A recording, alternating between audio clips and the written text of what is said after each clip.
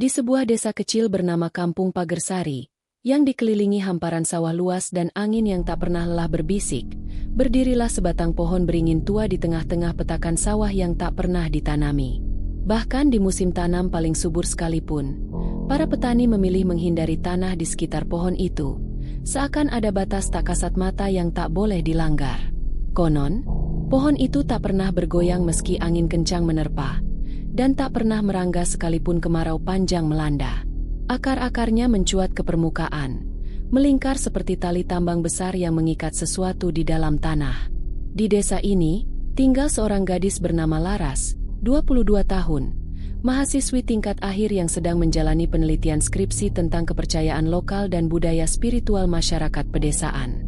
Ia lahir di kota, namun darah ibunya mengalir dari tanah Pagersari. Setelah kepergian ayahnya tahun lalu, ibunya memutuskan untuk kembali tinggal di rumah warisan keluarga di desa itu, sebuah rumah joglo tua yang bersebelahan dengan sawah. Awalnya, Laras tak terlalu percaya dengan kisah-kisah mistis. Baginya, cerita tentang roh penunggu, kutukan, atau makhluk halus hanyalah mitos yang diciptakan untuk menakut-nakuti anak kecil. Tapi semuanya mulai berubah sejak malam itu. Malam ketika ia bermimpi berjalan di tengah sawah, diterangi rembulan bulat sempurna, menuju pohon beringin itu. Dalam mimpinya, ia melihat seseorang berdiri di bawah pohon, membelakanginya. Sosok itu tak berbicara, hanya menunjuk ke arah akar pohon, dan perlahan-lahan tanah di bawah akar terbuka, memperlihatkan lubang gelap tak berdasar. Saat ia terbangun, Laras menemukan kakinya penuh lumpur, dan di telapak tangan kirinya, ada bekas luka kecil membentuk simbol aneh, seperti akar yang bercabang 3. Keesokan harinya, ibunya menatap Laras dengan mata yang nyaris tak berkedip. "Kamu sempat keluar rumah tadi malam, Laras?" Laras menggeleng. "Enggak." "Kenapa?" Sang ibu menghela napas panjang, kemudian berjalan ke lemari kayu tua dan mengeluarkan sebuah kalung berbentuk kendi kecil dari anyaman benang merah. "Mulai malam ini, pakai ini terus, jangan dilepas. Kalau kamu dengar suara dari sawah, abaikan. Apapun yang terjadi, jangan dekati pohon itu." Laras hanya diam. Untuk pertama kalinya, ia merasa desa ini tidak seaman dan setenang seperti yang ia bayangkan. Hari-hari Laras di Kampung Pagersari berubah menjadi teka-teki yang perlahan membekap hatinya. Ia mencoba menenangkan pikirannya dengan berbaur bersama warga desa, mewawancarai para sesepuh untuk bahan skripsinya. Namun satu topik selalu membuat orang-orang terdiam: pohon beringin di tengah sawah. "Sudah dari zaman kakek buyut kami, itu pohon gak pernah berubah," ucap Pak Wiryo, sesepuh desa yang paling dihormati. Suaranya serak, tatapannya kosong seolah menatap kembali masa lalu yang kelam. "Dulu, ada yang nekat potong akarnya buat perluasan sawah. Besoknya hilang. Cuma ketemu topi dan cangkulnya di bawah akar pohon itu." Laras mencatat semua dengan saksama, tapi hatinya mulai terasa berat. Mimpi-mimpi aneh kembali datang, semakin nyata. Di mimpinya yang terbaru, ia melihat anak kecil menangis di bawah pohon, tubuhnya berlumur lumpur, dan dari mulutnya keluar bisikan, "Kau dipanggil. Kau harus lihat apa yang dikubur." Suatu sore, saat ibunya tertidur di beranda, Laras menyelinap keluar. Ia melangkah pelan menuju sawah yang mulai menguning. Tak ada suara kecuali desir angin. Langkahnya terasa ringan, seolah tanah membimbingnya sendiri. Dan di sana, pohon beringin itu berdiri megah. Tinggi.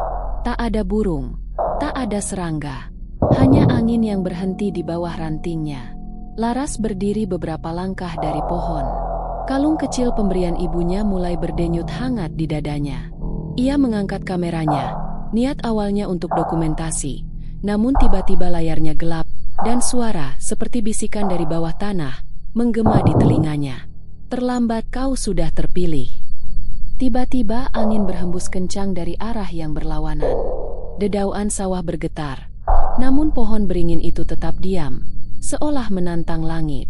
Dalam sekejap, Laras merasa tubuhnya berat, lututnya lemas, dan matanya gelap. Saat ia tersadar, hari sudah berganti malam. Ia terbaring di beranda rumah, dibungkus selimut, dan ibunya menangis di sampingnya. "Kamu nekat juga ke sana, ya?" Laras menatap ibunya dengan bingung. "Aku cuma sebentar." Tapi sang ibu menatapnya tajam. Wajahnya pucat. "Bukan sebentar. Laras, kamu hilang 2 hari." Sejak peristiwa itu, Laras tak lagi sama. Tubuhnya kembali sehat, tapi pikirannya seperti terjebak dalam 2 dunia. Ia tak bisa menjelaskan apa yang terjadi selama 2 hari ia menghilang. Yang ia ingat hanya cahaya keemasan di bawah pohon beringin dan suara tangis yang menggema seperti datang dari masa lalu. Ibunya semakin cemas. Ia tak mengizinkan Laras keluar rumah tanpa kalung penangkal dan air bunga yang disiapkan khusus oleh dukun desa, Mbah Sumirah. Tapi Laras tak tinggal diam. Ia mulai mencari jawaban. Dari hasil pencariannya di buku-buku tua milik almarhum kakeknya, Laras menemukan sebuah lembaran lusuh berisi peta desa zaman dahulu, dengan tanda silang merah tepat di lokasi pohon beringin sekarang. Di bawahnya tertulis dengan tinta pudar, tempat mereka yang dihukum, tak bisa dibakar, tak bisa dikubur. Malam itu, Laras memutuskan menemui Mbah Sumirah, satu-satunya yang mungkin tahu kebenaran yang selama ini ditutup-tutupi. Mbah Sumirah tinggal di ujung desa, di rumah berdinding anyaman bambu dan bau dupa yang menusuk. Ia sudah menunggu, seperti tahu Laras akan datang.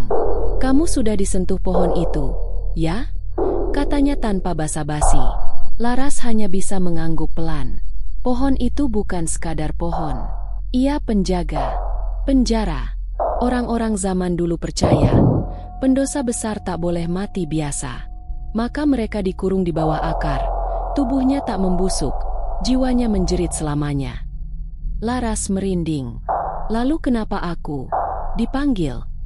Mbah Sumirah menatap tajam. Bola matanya memutih seperti menembus masa lalu. "Karena darahmu, ada yang pernah terikat di sana." "Maksudnya?" "Kakekmu, salah satu orang yang ikut mengurung para pendosa itu. Tapi mereka tak pernah benar-benar mati. Dan sekarang mereka mulai memanggil keturunannya agar dibebaskan." Malam itu Laras tak bisa tidur. Ia merasa akar-akar pohon itu tumbuh di balik pikirannya, mengendap dalam mimpi dan bisikan yang semakin jelas. Dan untuk pertama kalinya, Laras bertanya pada dirinya sendiri, "Apa yang sebenarnya telah kulibatkan ke dalam hidupku?" Sejak malam ia mengunjungi Mbah Sumirah, Laras merasa hidupnya berjalan di atas tanah yang retak, seolah setiap langkah bisa membuatnya jatuh ke lubang yang tak berdasar. Kalung kendi pemberian ibunya mulai berubah warna, dari merah menjadi kehitaman di bagian ujungnya. Mbah Sumirah bilang, "Itu tanda pagar pelindung mulai melemah." Pagi itu, saat Laras membuka jendela kamar, ia melihat hal yang membuat darahnya membeku.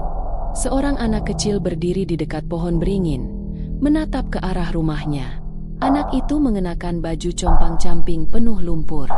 Namun yang paling aneh, ia tidak bergerak, bahkan ketika angin meniup rambutnya. Seperti patung, seperti menunggu. Laras berlari keluar, tapi saat tiba di sawah, anak itu telah menghilang, meninggalkan jejak lumpur kecil yang mengarah langsung ke pohon beringin. Di desa, kabar tentang bayi sapi milik Pak Giman yang lahir tanpa suara dan tak mau menyusu mulai menyebar. Beberapa warga menyalahkan pohon itu, bilang tanahnya sudah terbangun. Tapi yang paling mengejutkan adalah ketika Butini, tetangga sebelah rumah Laras, tiba-tiba menghilang saat pergi ke ladang sore hari. Yang ditemukan hanyalah selendangnya, tergantung di dahan paling bawah pohon beringin. Padahal Butini tak mungkin memanjat setinggi itu. "Ini baru permulaan," kata Mbah Sumirah dengan suara pelan namun pasti. "Mereka yang dulu dihukum ingin dibebaskan, tapi tak bisa sembarangan. Mereka butuh tubuh baru." Laras terdiam. Mimpi-mimpi tentang lubang hitam, anak-anak menangis, dan suara yang berbisik, "Kami lapar," kini datang tiap malam. Dan kini, ia mulai menyadari mimpi itu bukan sekadar bunga tidur. Itu panggilan. Malam itu, Laras kembali bermimpi. Tapi kali ini ia tidak sendiri. Ia melihat sosok seorang lelaki tua berdiri di bawah pohon beringin. Wajahnya samar, tapi Laras tahu itu kakeknya. Ia menunjuk ke arah tanah dan berkata, Kalau kau gali tanah ini, kau akan lihat wajah mereka. Tapi jangan buka penjaranya. Laras, jangan pernah. Laras terbangun dengan keringat dingin, dan di tangannya, tak tahu bagaimana caranya, ada segenggam tanah basah dari bawah pohon beringin. Hari-hari Laras semakin penuh kegelisahan. Ia mencoba beraktivitas seperti biasa, membantu ibunya di dapur, mencatat hasil wawancara warga desa, hingga menyusun ulang draft skripsinya. Namun pikirannya terus diselimuti rasa was-was. Di dalam benaknya, pohon beringin itu seperti hidup, seperti mengamati setiap langkahnya. Segenggam tanah basah yang entah bagaimana bisa muncul di tangannya malam itu, kini ia simpan dalam toples kaca. Tapi tanah itu tak seperti tanah biasa. Ia mengeluarkan aroma anyir, seperti daging membusuk bercampur akar basah. Dan yang paling mengerikan, setiap malam toples itu berembun dari dalam, seolah ada sesuatu di dalamnya yang bernapas. Suatu sore, Laras memutuskan kembali ke lokasi pohon. Ia berdiri dari kejauhan, diam-diam mengamati sambil membawa kamera dengan mode zoom tinggi. Awalnya tak ada yang aneh, hanya pohon dan semak liar di sekitarnya. Namun saat ia menajamkan fokus ke bagian akar, sepasang mata terlihat terbuka. Mata itu bergerak, melirik ke arah kamera. Laras terlonjak dan hampir menjatuhkan kameranya. Napasnya memburu. "Aku lihat itu, aku lihat," desisnya. Malam itu, Laras kembali bermimpi. Kali ini ia tak bermimpi berada di sawah, tapi di dalam tanah, dikelilingi akar-akar besar yang bergerak seperti ular. Dalam mimpi itu, suara-suara menggema dari segala arah. "Kami bukan pendosa, kami korban. Mereka yang bersih, dihukum untuk dosa orang lain. Bebaskan kami, cucu sang pengurung."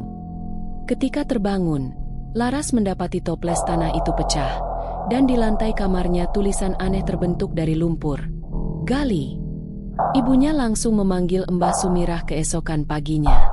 Dukun tua itu datang dengan wajah muram.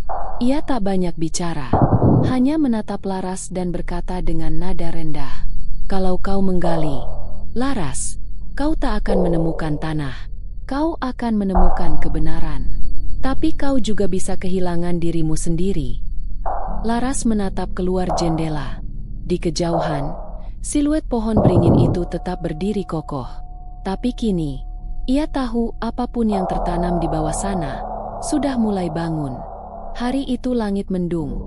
Angin dingin datang dari arah barat, membawa bau basah yang menusuk. Desa Pagersari seperti menahan napas. Warga yang biasanya ramah dan suka bercakap kini memilih diam, menutup jendela lebih cepat, dan tak ada yang berani lewat jalan sawah menjelang sore. Namun Laras, hatinya justru makin gelisah. "Kalau aku tak mencari tahu sendiri, aku akan terus diburu rasa bersalah dan rasa takut," gumamnya sambil menyiapkan senter, kamera, dan cangkul kecil ke dalam tas. Di belakang rumah, ia menyelinap ke arah sawah. Langit semakin gelap. Awan menggulung seperti gelombang raksasa yang menunggu waktunya pecah. Ia berdiri di depan pohon beringin itu. Pohon yang selalu tampak tak tersentuh waktu. Tak ada suara burung. Tak ada jangkrik. Hanya hening dan bisikan samar seperti suara napas tertahan. Laras mulai menggali. Tanahnya tak keras seperti yang ia duga. Justru lembut. Terlalu lembut. Bahkan seperti lumpur yang baru saja ditimbun. Setiap cangkul yang masuk ke tanah terasa seperti membuka lapisan kenangan yang tak ingin dibuka. Tak sampai 15 menit, cangkulnya mengenai sesuatu. Benda keras. Seperti papan. Laras membersihkannya perlahan. Dan betul, ia menemukan penutup kayu selebar tubuh manusia. Di sudutnya, terukir nama-nama. Tapi semua telah tergores, disilang, dihapus. Seolah tak boleh dibaca. Laras menarik napas dalam-dalam. Ia ragu. Tapi sebelum ia bisa membuat keputusan, tanah di sekitarnya bergetar pelan. Seperti napas. Dari dalam bumi. Tiba-tiba, suara itu kembali. Lebih kuat. Lebih jelas. "Buka. Kami tak ingin lagi tidur di gelap. Kau anak darah mereka, hanya kau yang bisa." Laras mundur satu langkah. Namun saat hendak berbalik, ia melihat seseorang berdiri di tepi sawah. Seorang wanita, rambutnya panjang, pakaiannya lusuh, matanya kosong. Tapi Laras kenal, itu Butini. Tapi Butini telah dinyatakan hilang 2 hari lalu. Wanita itu mengangkat tangannya, menunjuk ke lubang yang digali Laras, dan mulutnya menggumamkan sesuatu, tapi tak ada suara.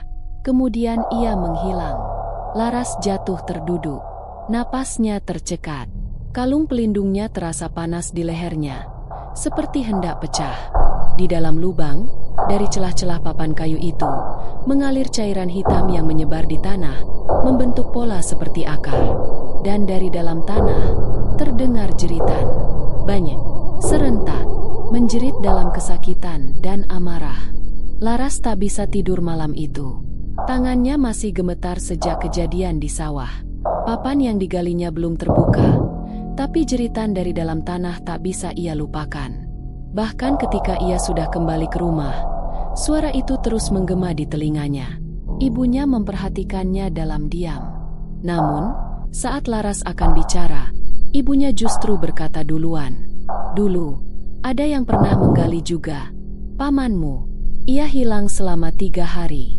Saat ditemukan, tubuhnya utuh, tapi matanya kosong, seperti sudah tak ada yang tinggal di dalam.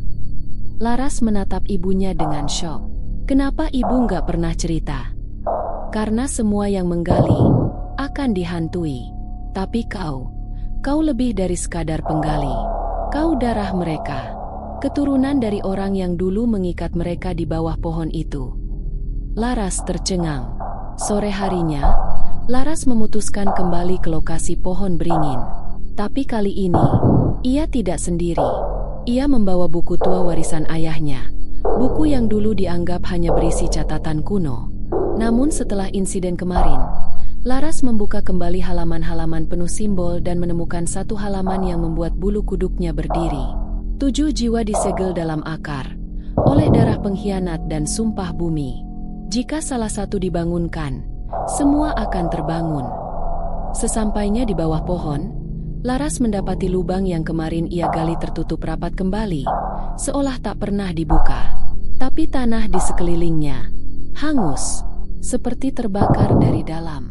Dan di batang pohon, terukir wajah manusia. Wajah-wajah yang tak ada sehari sebelumnya. Mulut mereka terbuka, mata mereka menatap ke arah Laras. Salah satu dari wajah itu adalah Butini.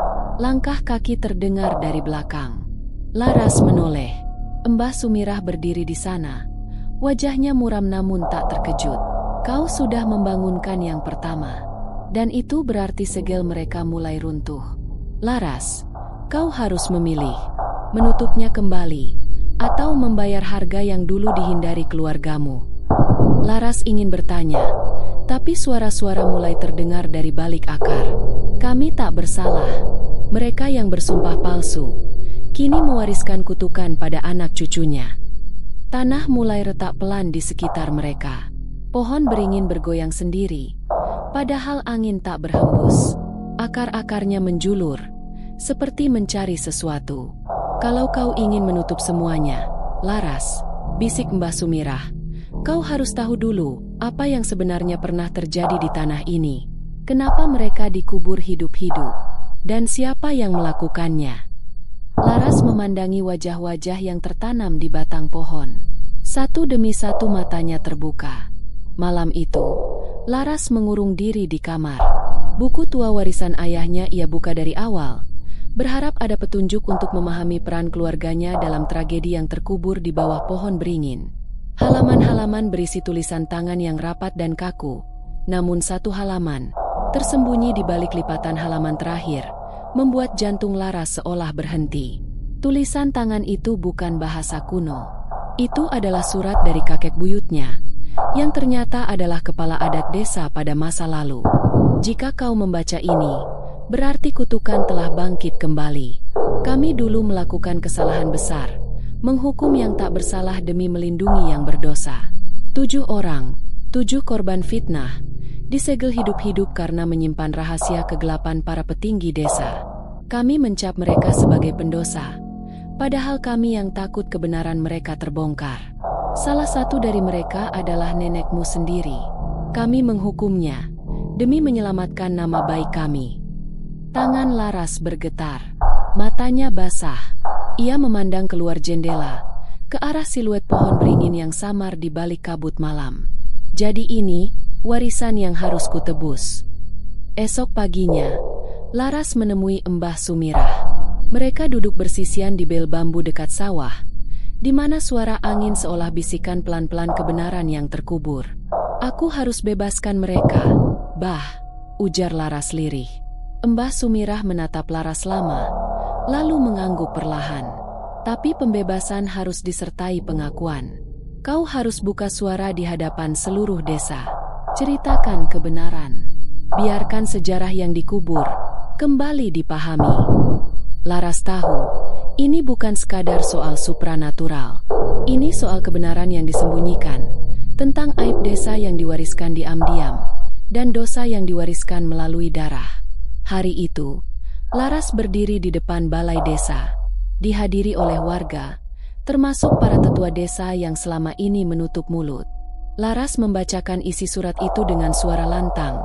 Setiap kata menggetarkan dada. Mereka bukan pendosa.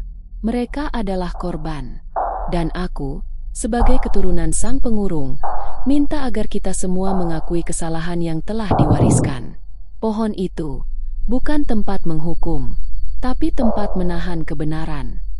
Beberapa warga menangis, beberapa marah, tapi tak ada yang menyangkal kebenaran itu. Dan malam itu, Laras kembali ke pohon beringin.